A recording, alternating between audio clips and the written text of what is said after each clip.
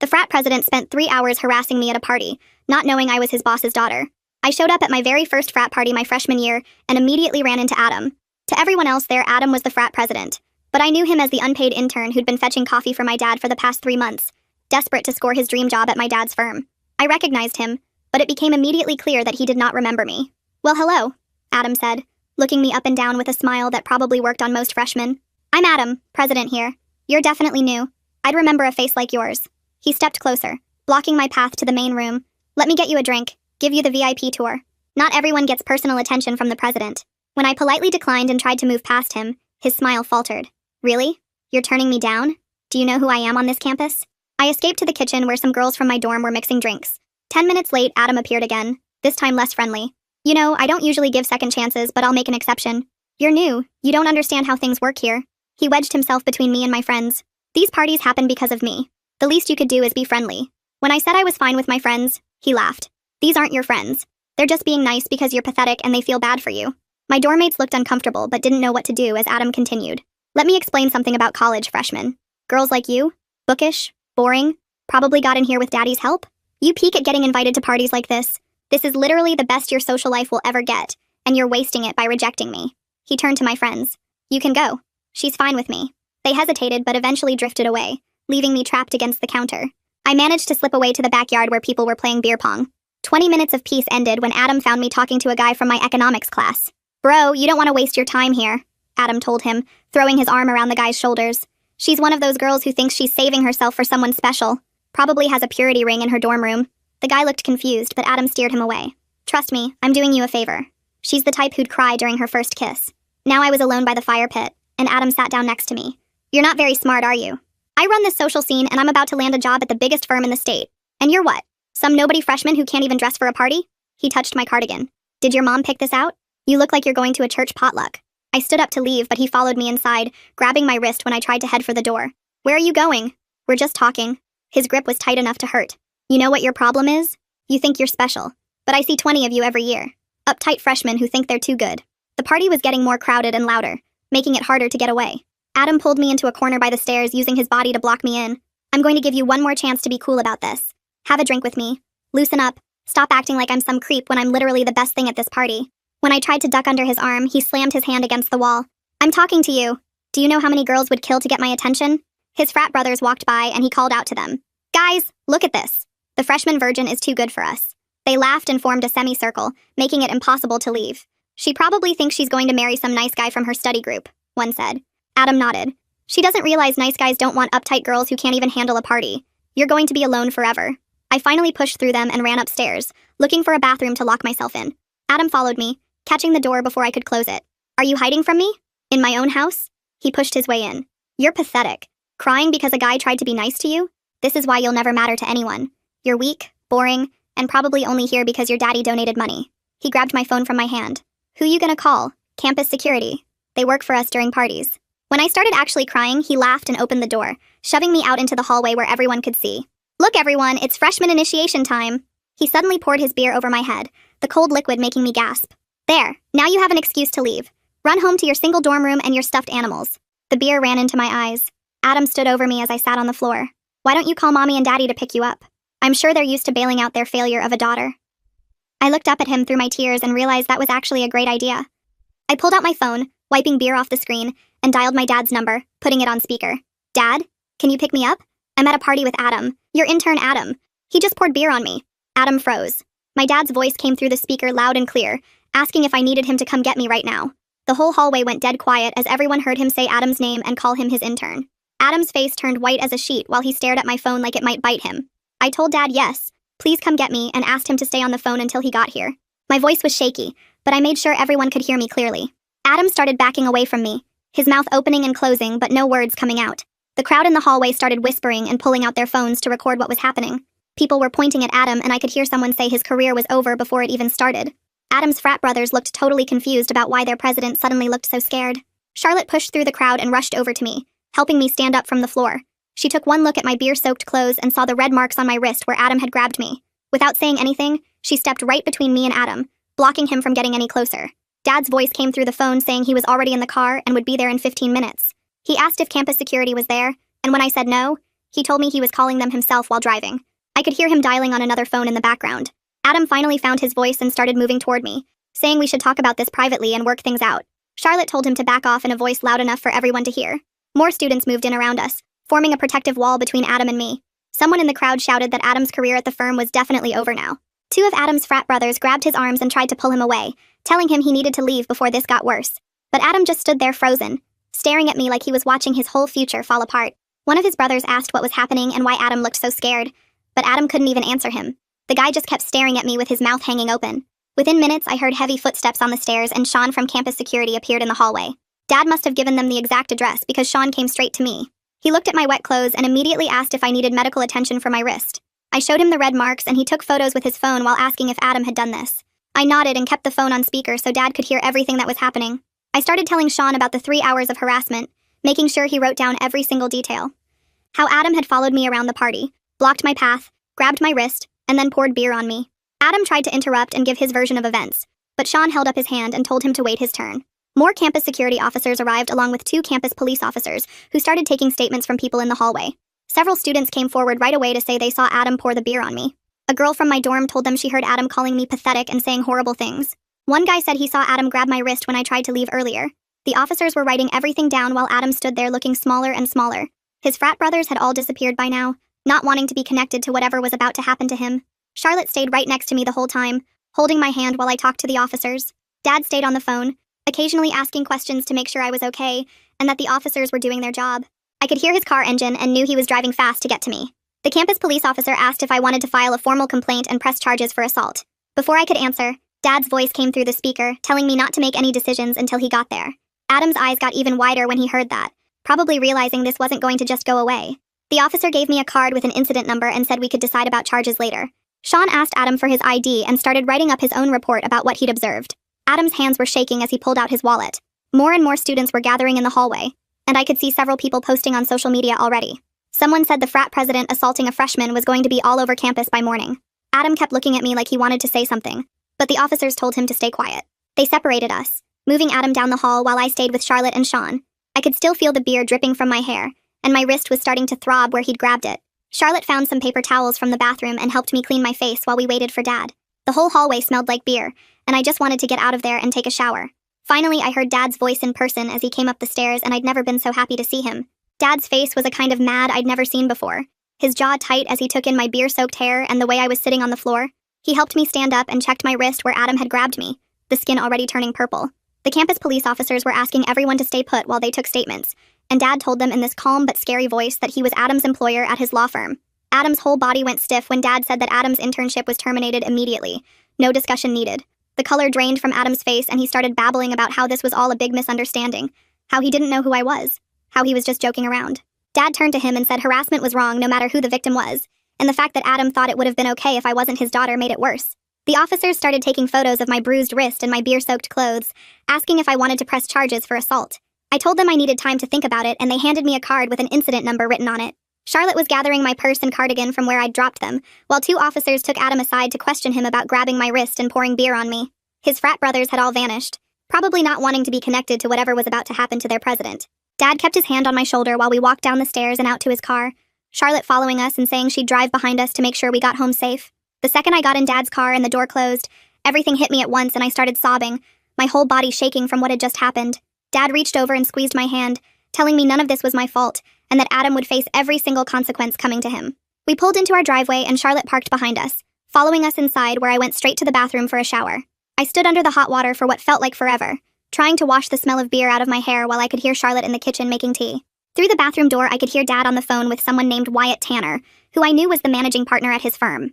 Dad was explaining what had happened at the party and formally requesting that Adam's internship be terminated immediately with no chance of future employment. After my shower, I put on pajamas and found Charlotte waiting in my room with the tea and some cookies she'd found in the pantry. She stayed the night and we spent hours documenting everything, taking more photos of my wrist, which was now dark purple, saving all the texts I'd sent her during the party when I was trying to get away from Adam. We wrote down a timeline of everything that had happened, from when Adam first approached me to when Dad arrived. Charlotte mentioned she knew at least 2 other girls who Adam had cornered at parties, girls who might be willing to talk about their experiences too. The next morning, I woke up to my phone buzzing with dozens of messages from people who were at the party. Some were asking if I was okay, others just wanted details about what happened, and a few were angry that the frat might get in trouble because of me. Charlotte helped me delete most of them without reading, only responding to my actual friends who were genuinely worried about me. Dad had taken the day off work and was in the kitchen making pancakes when we came downstairs, acting like this was totally normal even though he never cooked. While we ate, he explained my options in this really calm way, saying I could press criminal charges, file a complaint with the university, or do both. He kept saying it was completely my choice and he'd support whatever I decided, but I could tell he wanted Adam to face real consequences. The phone rang while we were cleaning up, and it was Wyatt Tanner calling to confirm that Adam's internship had been terminated that morning. He also mentioned that Adam had already been on thin ice because several female staff members had complained about him making them uncomfortable, asking for their numbers and standing too close during meetings. Wyatt said Adam was now banned from the firm's property, and his keycard had been deactivated, and if he tried to come to the building, security would remove him. Dad thanked him and hung up, then looked at me and asked what I wanted to do next. 3 days later, I told Dad I wanted to report everything to the university, and he drove Charlotte and me to campus for the Title IX appointment he'd already scheduled. The office was in the admin building's 3rd floor, and Layla Garcia was waiting with a stack of forms and pamphlets spread across her desk. She had me go through everything that happened at the party while she typed notes on her computer, asking specific questions about times and witnesses and whether I had any evidence. Charlotte showed her the texts I'd sent during the party, and the photos of my bruised wrist, and Layla printed everything for the file. She explained how the investigation would work, that they'd interview Adam and any witnesses we could name, and that the process usually took about 60 days but could be longer. She handed me a no-contact order that she'd already filled out, saying Adam couldn't approach me anywhere on campus, couldn't text or call or email me, and if he violated it, he'd face immediate suspension. The order went into effect that day, and campus security would be notified within the hour. We spent 2 hours in her office going through my rights as a complainant, the possible outcomes ranging from warnings to expulsion, and how I could have a support person at any meetings. By the time we left, I had a folder full of resources and Layla's direct number programmed in my phone. Word spread across campus faster than I expected, and by Monday morning, everyone seemed to know what had happened at the party. Walking into the dining hall for breakfast, I could feel people staring and heard whispers following me to the cereal station. Charlotte stayed right next to me, shooting looks at anyone who stared too long, and we found a corner table where we could eat without feeling like we were on display. Some people I'd never talked to before came up to say they were sorry about what happened, while others just pointed and whispered to their friends. In my psych lecture that afternoon, people kept turning around to look at me, and the professor had to ask everyone to face forward twice. Between classes, I got an email notification from an address I didn't recognize, and Dad called me immediately to say Adam's lawyer had sent something, but our lawyer would handle it so I didn't need to read it. He said it was Adam trying to apologize and asking me not to pursue charges because it would ruin his future, which Dad called manipulative garbage that we'd add to our evidence file. The lawyer had already drafted a cease and desist response reminding Adam about the no-contact order. That same week, 3 different girls messaged me on Instagram saying they'd had similar experiences with Adam at other parties. One sophomore described how he'd cornered her in the basement during homecoming weekend. Another freshman said he'd grabbed her at a mixer and wouldn't let go until her boyfriend showed up, and a junior told me about Adam following her to her car after she rejected him at a party last year. We met at the campus coffee shop, and they agreed to talk to Layla together, so I set up another appointment and we all went to the Title IX office. Layla took each of their statements separately, while the rest of us waited in the lobby, and when she came out after the last interview, she said this established a clear pattern of predatory behavior that would strengthen the investigation. The frat got pulled into an emergency review by Greek Life 2 days after the other girls came forward, and they had to suspend all social events while the investigation was happening. This made a lot of the brothers angry, and some of them started posting on social media about how one person was ruining their whole semester, though they didn't use my name directly. Charlotte screenshot everything before they could delete it, adding it to our growing evidence folder.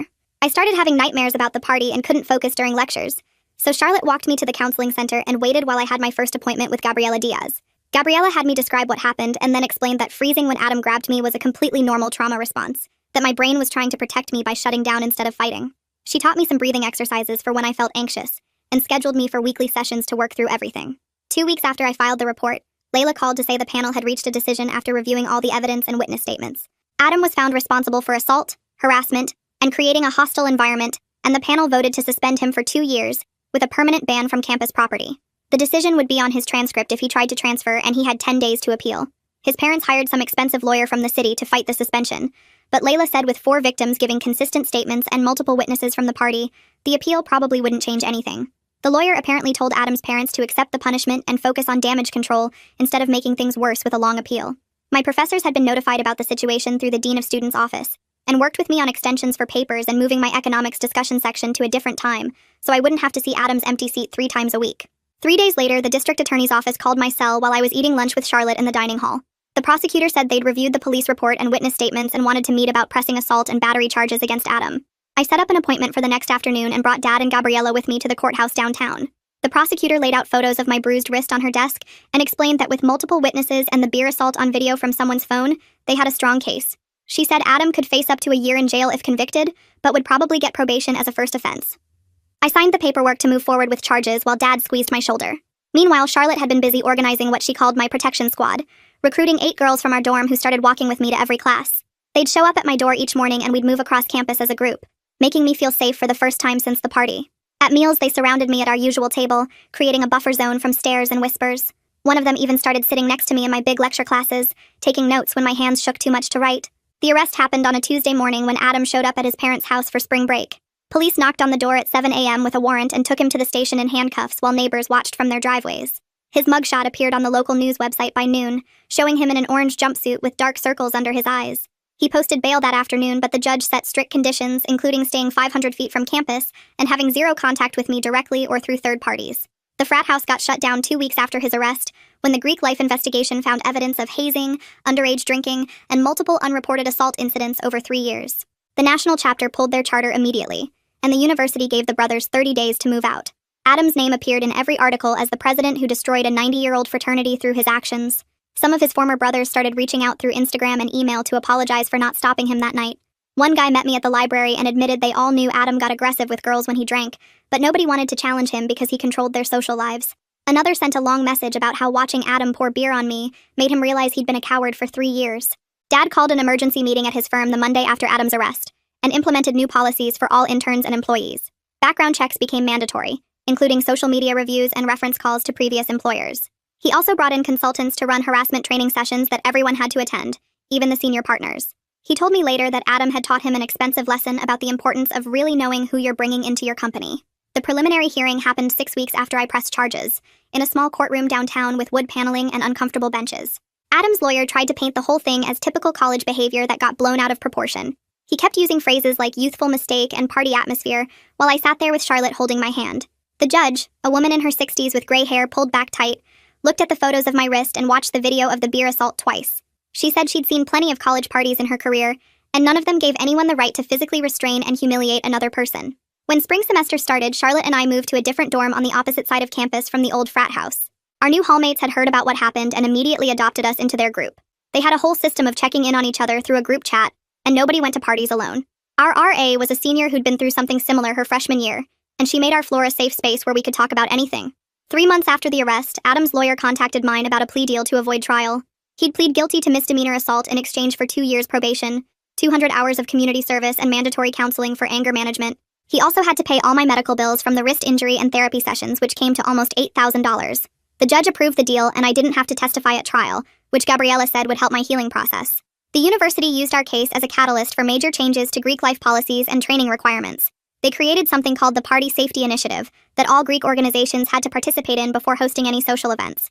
It covered consent, bystander intervention, and the consequences of harassment with real examples from recent cases. They asked if they could use my story anonymously in the training materials, and I agreed because maybe it would stop another Adam from thinking he could get away with it.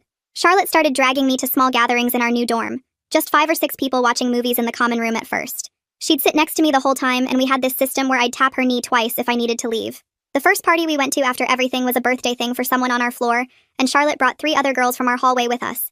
We all stayed together near the kitchen, and when some guy I didn't know tried to corner me by the drinks, Charlotte appeared out of nowhere and pulled me away to look at something on her phone. Our whole friend group had code words now. Like if anyone texted pizza in the group chat, it meant come get me immediately. I went to therapy every Tuesday at the campus health center, and Gabriella had this way of making me talk through everything without feeling like I was analyzed. 6 months after the party, I could finally sleep through the night without waking up in a panic. Gabriella showed me my intake forms from when I first started, and the difference was shocking. All those symptoms I'd marked as severe were now mild or gone completely. She said speaking up about what happened had helped more than years of therapy might have otherwise, because I'd taken back control. I found out about Adam through the campus rumor mill when someone mentioned seeing his name on a transfer request at the registrar's office. Charlotte's friend who worked in admissions said he'd applied to 3 other schools in state, but they'd all rejected him after checking his disciplinary record. His LinkedIn disappeared one day, and this guy from his old frat told me at the coffee shop that Adam was working at some electronics store near his parents' house. The same guy said Adam had tried to finish his degree online through some sketchy program that barely counted as accredited. Dad started calling me every Sunday night to check in. Real conversations, not just the quick house school talks we used to have. He'd ask about my classes and friends, but also about how I was handling everything, if I felt safe on campus, if I needed anything. He came to visit more often too, taking me and Charlotte out to dinner and always making sure I knew he was proud of how I'd handled everything. When he saw guys looking at me the wrong way at restaurants, he'd get this protective look, but he never said anything unless I brought it up first. The university gave Charlotte some award at the end-of-year ceremony for being an outstanding bystander and advocate. She had to go up on stage in front of everyone, and the dean talked about how her actions had made a real difference in a serious situation. Charlotte just laughed about it later and said she was just being a decent human. But I knew how much she'd done for me those months. I switched my major to pre-law after sitting in on one of Layla's presentations about victim advocacy and realizing that's what I wanted to do with my life. My grades went from barely passing to dean's list because I actually cared about what I was studying now. The professors in the legal studies department were mostly former prosecutors and defense attorneys who had real stories about helping people navigate the system. They'd use examples from actual cases, and I'd sit there taking notes thinking about how I could help someone going through what I went through. The old frat house sat empty for months after they shut it down, until the university announced they were converting it into a women's resource center. They gutted the whole place and rebuilt it with meeting rooms, a library, counseling offices, and safe study spaces. At the opening ceremony, they asked me to say a few words, and I just talked for maybe 2 minutes about how important it was to have spaces where women felt protected and supported. Standing in that same building where everything had happened, but seeing it transformed into something positive felt like the universe balancing itself out somehow. This guy who'd been one of Adam's frat brothers came up to me outside the library one day looking really uncomfortable. He said that testifying at Adam's hearing had made him realize how messed up his own behavior had been at parties, and with girls in general. He'd started going to counseling and was volunteering with the campus prevention program, teaching other guys about consent and respect. He thanked me for speaking up because it had opened his eyes to things he'd been ignoring or participating in without thinking. There was this guy in my study group for constitutional law who always saved me a seat and brought extra highlighters because I always forgot mine. He never pushed or made things weird, just was consistently kind and patient even when I flinched at sudden movements or needed to sit near the door. Charlotte met him for coffee 3 times before declaring he passed her test, and when he finally asked me to get dinner off campus, I actually said yes. We went to this Thai place and talked about law school applications, and he didn't try to kiss me or even hold my hand, just walked me back to my dorm and said he had a great time. Charlotte was waiting in my room, and when I told her about the date, she said it was the first time she'd seen me really smile in months. Layla called me into her office one afternoon to ask if she could use my case as an example in training materials for new Title IX coordinators at other schools. She said the way everything had been documented and handled could show others how to properly support survivors and take swift action. She promised to remove identifying details, but wanted to include the timeline and the coordination between different offices. I signed the permission forms feeling like maybe something good could come from all of this if it helped even one other person get the support they needed. 3 weeks later, a thick envelope arrived from a law firm I didn't recognize, and when I opened it, there was a letter from Adam's parents saying they'd been blind to their son's behavior patterns and were establishing a fund for campus assault prevention programs. The check attached was for $50,000 made out to the university's new safety initiative, and they asked that I be informed but not contacted further about it. Charlotte was sitting next to me when I read it, and she grabbed the letter to read it herself, then said they were probably trying to avoid a civil lawsuit, but at least the money would help other students. That same afternoon, Layla called to tell me about a summer internship opportunity at a firm that specialized in victim advocacy and campus assault cases, and asked if I wanted her to recommend me. I filled out the application that night, and 2 weeks later got an interview where the partners asked about my experience and how I'd want to help other survivors navigate the legal system. They offered me the position on the spot and said they'd been following my case and were impressed with how I'd handled everything. Charlotte and I started looking at apartments for junior year, and we made a list of requirements that included deadbolts, security cameras, first-floor windows with locks, and a building with controlled access. We spent 3 weekends driving around looking at places, and each time we'd test the locks, check the sightlines from the street, and ask about the other tenants. The landlord at one place laughed when Charlotte asked about the response time for police calls, but we just crossed it off our list and kept looking. We finally found a place 6 blocks from campus with everything we wanted, plus a doorman who worked nights and remembered everyone who came and went. The lease signing felt like a big step toward normal life, and we celebrated with ice cream even though it was just a regular Tuesday. 2 days before the semester ended, I got an email from the university president's office saying I'd been selected for the Courage Award at the closing ceremony. Standing at that podium in front of hundreds of people, I kept it short and just said that courage wasn't about not being scared, but about speaking up even when you were terrified. My hands shook the whole time, but I made it through, and when I sat down, Charlotte was crying, and my dad was recording everything on his phone. The last day in my dorm room, I was packing boxes when I found that cardigan shoved in the back of my closet, still in the dry cleaning bag from when Charlotte had taken it to get cleaned months ago.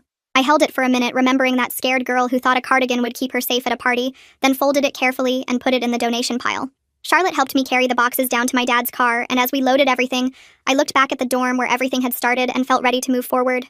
The donation center was on our way home, and when I handed over the bag with the cardigan, the volunteer smiled and said it would make someone very happy. Thanks for sticking with me through all my questions and wonderings. It's always so interesting exploring this stuff together. Until we meet again, take care. Subscribe for more content like this.